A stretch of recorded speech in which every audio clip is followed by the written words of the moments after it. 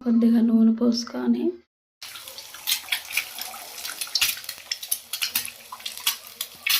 అంటారు అన్ని గుడ్లని బాయిల్ చేసి పక్కన పెట్టేసుకోవాలి. కడాయిలోకి కొద్దిగా ఆయిల్ పోసుకొని ఉల్లిపాయ ముక్కలు కరివేపాకు వేసి బాగా వేయించాలి. ఉప్పు వేసుకుంటే తొందరగా మగ్గుతాయి.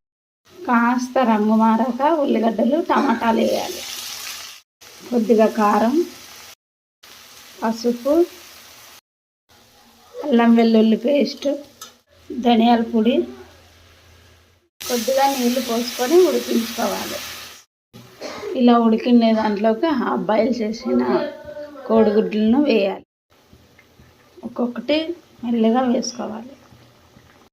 చూసారా ఎంత బాగా ఉడికిందో.